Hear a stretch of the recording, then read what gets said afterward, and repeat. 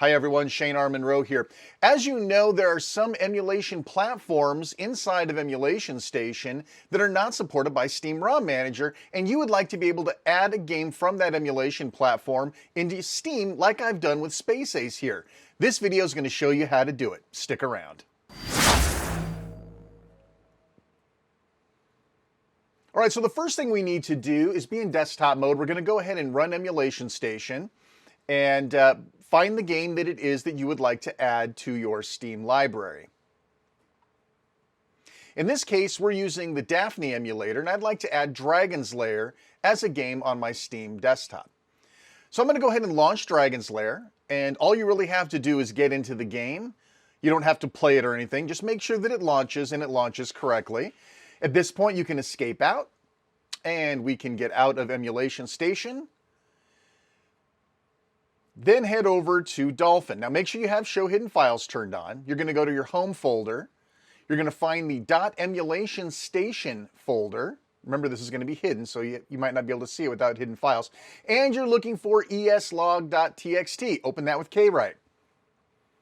Expand it and scroll all the way to the bottom. Usually, the second to the last line shows the command line that was used to launch that emulator, along with every single parameter that it needs. Let's go ahead and grab that and copy it to our clipboard. We're going to need this in just a minute. Mouse and keyboard, of course, very useful in these cases. All right, let's go back. Let's just go anywhere. I'm going to go to my downloads folder. You can put this anywhere you like. I'm putting it in downloads. Right-click, create new text file. And I'm going to call it whatever you want. I'm going to call it dl.sh.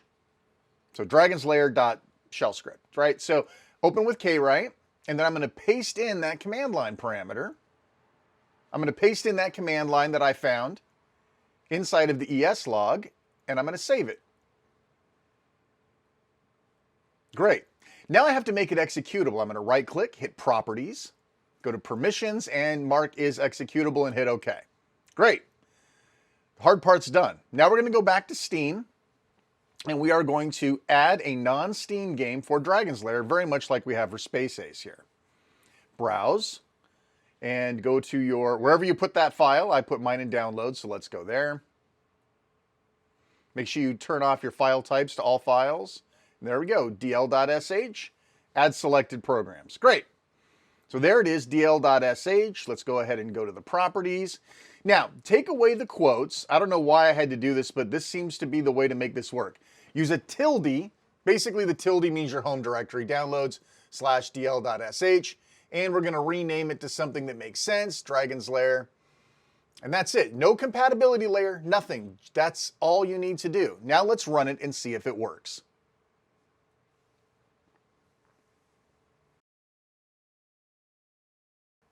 Look at that. It works great. Now, obviously, maybe my controls aren't mapped out here in the desktop mode, so we may have to go do a couple things. Let's go ahead and set some artwork here. I like to do this. I know people like to use tools to do it. I found largely that tools and I don't get along very well. They don't typically have the artwork that I want. It doesn't seem to work right when I try it, whatever. People swear by those things. I prefer to do it by hand. While we're here, we're going to go to library. It is a recently played game, so it appears in this unique slot. So we'll go ahead and set our artwork here as well.